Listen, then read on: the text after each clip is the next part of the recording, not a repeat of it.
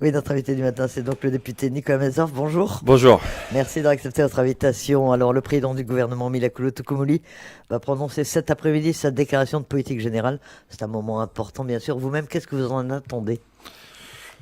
On en attend la même chose que les autres présidents du gouvernement, c'est-à-dire qu'une déclaration de politique générale est faite pour fixer un cap de cette mandature.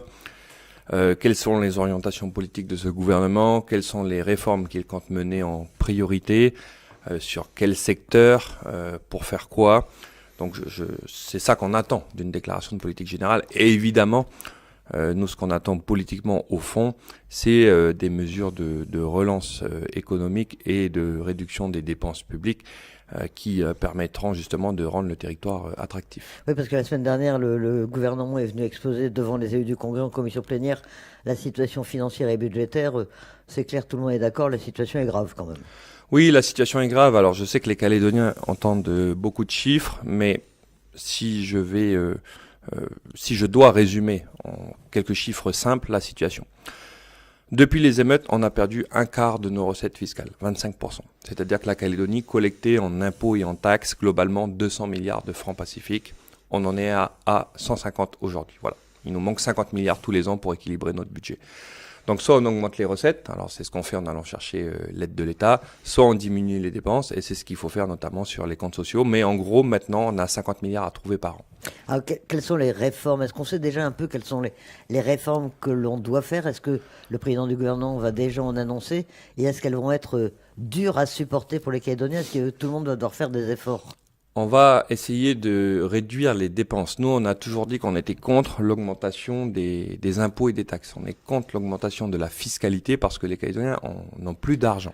Donc, ce qu'il faut faire, c'est d'abord réduire les dépenses. Donc, je pense que, parce qu'on en a discuté, bien évidemment, comme on est dans un bloc majoritaire aujourd'hui, je pense que M. Tukumuli va dire, d'abord, on réduit les dépenses de la collectivité de Nouvelle-Calédonie, c'est-à-dire on va à l'os dans les dépenses de fonctionnement, dans les dépenses d'investissement de la collectivité. Et ensuite, on va chercher quelque part, là où on n'a jamais été chercher encore, c'est-à-dire dans les comptes sociaux. Parce que là, on parle du budget de la Calédonie, mais enfin le budget de la Nouvelle-Calédonie, du gouvernement, c'est une cinquantaine de milliards. Les comptes sociaux, vous voyez, la CAFAT, elle dépense 140 milliards de francs pacifiques par an. 140 milliards, c'est plus que le budget de la Nouvelle-Calédonie lui-même. Et on s'est jamais penché précisément sur le déficit des comptes sociaux et pourquoi il y avait un déficit. Alors il y a des déficits structurels comme la retraite, puis il y en a d'autres, il faut peut-être revoir des dépenses aujourd'hui qui sont injustifiées. Donc on va aller certainement gratter par là. Alors justement, vous partez demain pour Paris, vous allez participer à cette mission transpartisane. Déjà, qui va y participer? Qu'est-ce que vous en attendez? Mais qui va être présent autour de la table pour cette mission transpartisane? Alors, il y a les présidents théoriquement des collectivités, donc Mila Tukumuli, Sonia Bakes pour la Province Sud, les présidents de groupe du Congrès, mais je crois que l'UC ne vient pas, mais on devrait avoir le Rassemblement, les loyalistes, l'Unipalika et les parlementaires, donc Monsieur Naturel, Monsieur Chibaou, je crois, qui a confirmé sa présence, et moi-même. Et M. Rowe, le sénateur Rowe, devrait également y participer. Je pense. C'est pas sûr, on ne sait pas je encore. pense. Vous avez des nouvelles de votre collègue Emmanuel Chibaou, justement? Ça fait quelques mois qu'il est très discret. Non, je l'ai vu en photo avec Nina Julier au Mandor. Je crois qu'il a demandé des rendez-vous aux différents maires de sa circonscription. Mais je le trouve, oui, particulièrement silencieux, d'autant qu'il y a quand même de l'actualité politique et institutionnelle, parce que son groupe UC, parce que lui, il est quand même président de l'UC, a un groupe au Congrès. Il y a des choses à dire sur les finances, on a besoin de l'État. Donc je le trouve étrangement silencieux. L'État, qu'est-ce que vous en attendez? Puisque cette mission transpartisane doit rencontrer les plus hautes autorités de l'État, notamment les présidents des deux chambres, le Sénat et l'Assemblée nationale, les ministères également, j'imagine, le ministère des Finances, peut-être aussi le chef de l'État. Qu'est-ce que vous attendez de tout ça? On sait que l'État a déjà débloqué la troisième tranche du PGE. Vous attendez davantage aujourd'hui?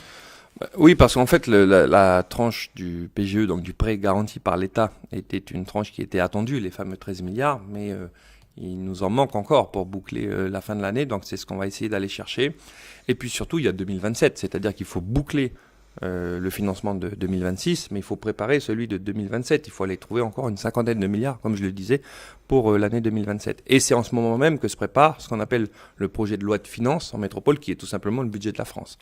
Et donc, on s'y prend maintenant pour que Bercy, donc le ministère des Finances, intègre nos demandes dans le projet de loi de finances qui sera débattu en septembre et en octobre à l'Assemblée nationale. Donc on va tout simplement aller demander l'aide de l'État et on y va ensemble parce qu'on pèse plus lorsqu'on y va rassembler comme on le fait là. Mais on sait que déjà le Premier ministre Sébastien Lecornu a un peu de difficulté à boucler le budget de la France pour 2027. Est-ce que dans ce contexte, la Calédonie peut être entendue, alors qu'il y a déjà énormément de problèmes? On a vu récemment, il faut également aider les régions qui ont été sinistrées par les incendies de forêt. Est-ce que la Calédonie est encore audible aujourd'hui à Paris? C'est difficile parce que on est effectivement dans une situation où la France est dans une situation financière cataclysmique. Ils sont endettés comme jamais. Il y a la menace du FMI quand même de faire la même opération qu'avec la Grèce. On se rend pas compte à quel point la situation économique, budgétaire et financière de la France est catastrophique. Et donc c'est vrai que nous, avec notre petite Nouvelle-Calédonie, on pèse pas lourd, mais en même temps c'est l'avantage, on pèse pas lourd. Et donc dans le budget de l'État, qui est quand même composé de plusieurs milliers de milliards de francs pacifiques, une petite place pour la Nouvelle-Calédonie, c'est possible. D'autant que ce qui compte dans ces moments-là, c'est d'avoir aussi des personnes qui ont une affection particulière pour le territoire et qui lui prêtent une oreille, on va dire, attentive. Et c'est le cas de Sébastien Lecornu. On a la chance, dans ce moment-là de notre histoire, d'avoir Sébastien Lecornu Premier ministre, qui connaît la Nouvelle-Calédonie, qui s'est occupé du dossier comme tout le monde le sait.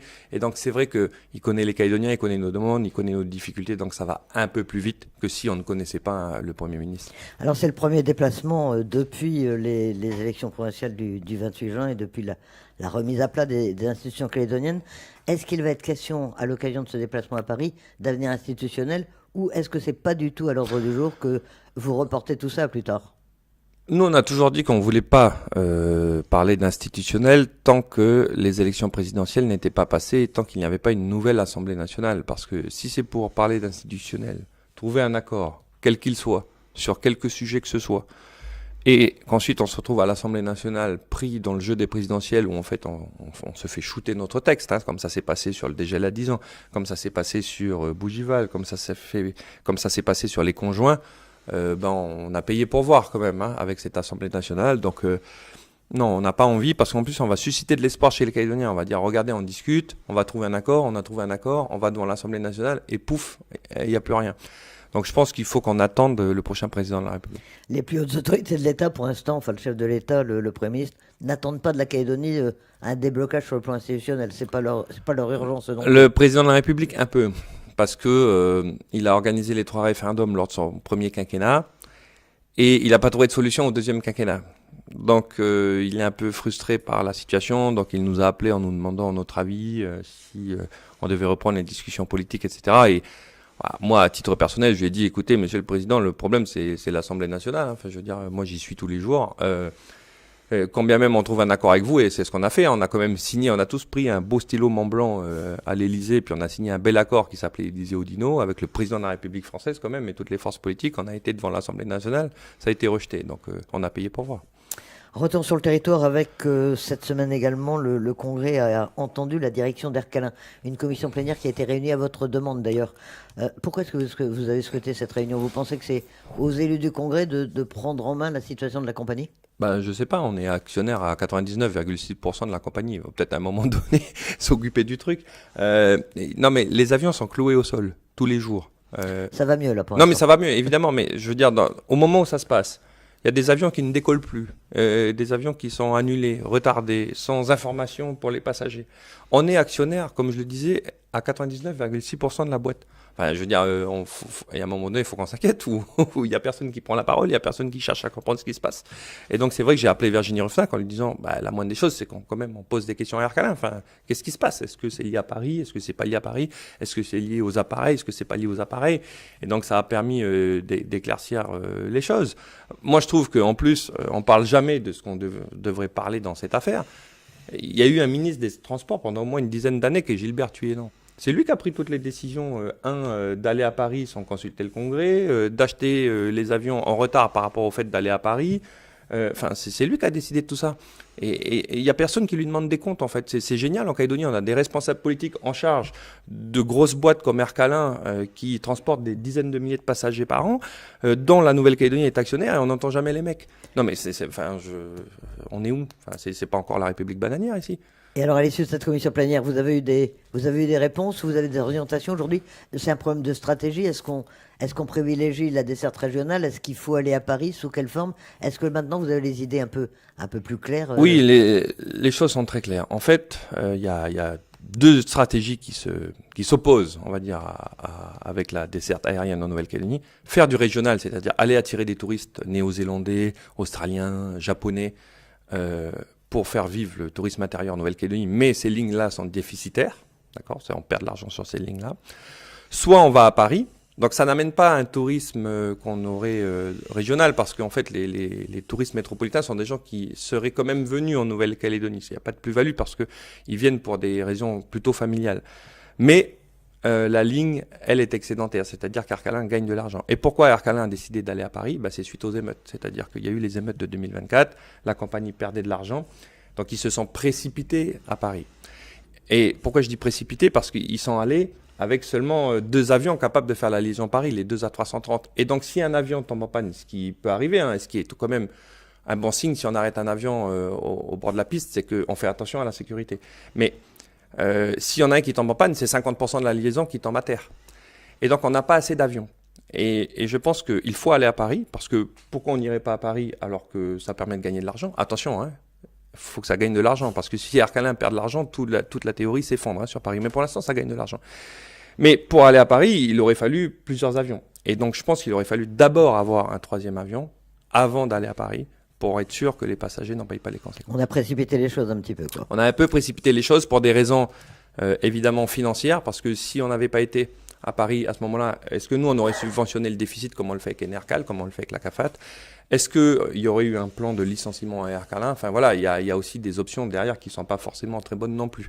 Ce choix-là a été fait. Nous n'avons pas été consultés au Congrès de la Nouvelle-Calédonie, et peut-être qu'on aurait pu dire, nous, élus du Congrès, attention, si un avion tombe en panne, la moitié de la Calédonie est bloquée, enfin la moitié des vols. Donc il faut peut-être en commander un 3e.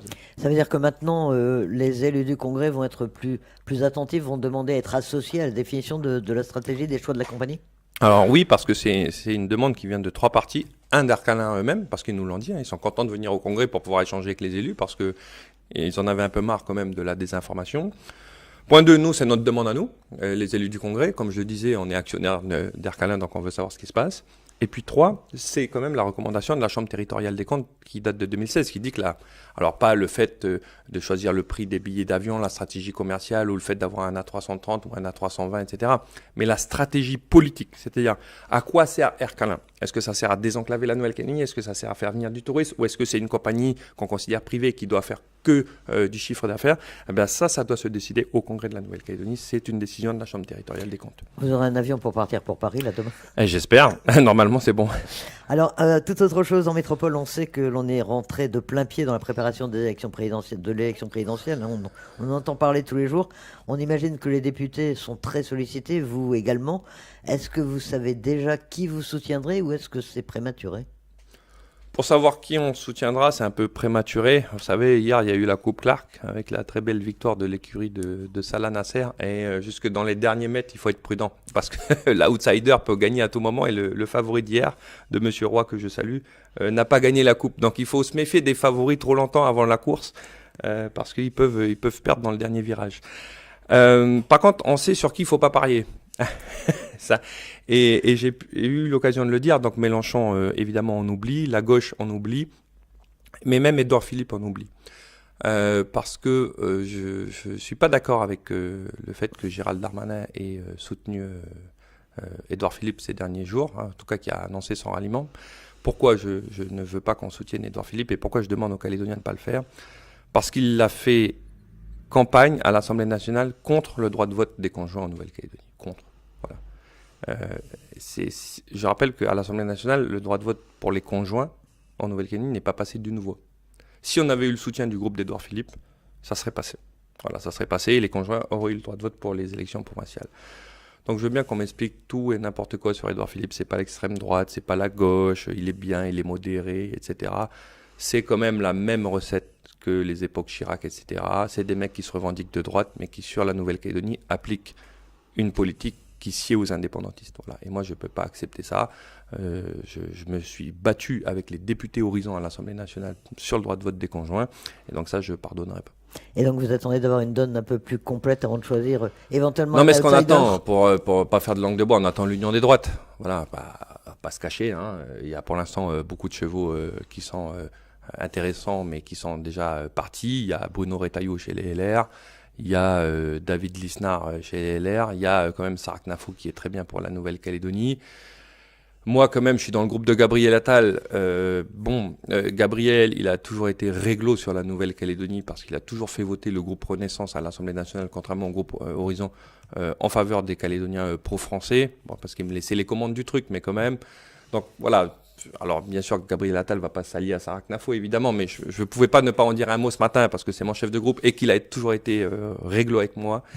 Mais disons que moi, politiquement, en mon fort intérieur, j'attends quand même que la droite se rassemble. Nicolas Mézorf, député de la première circonscription à la veille de son départ pour Paris. Merci d'avoir accepté notre invitation. Merci beaucoup.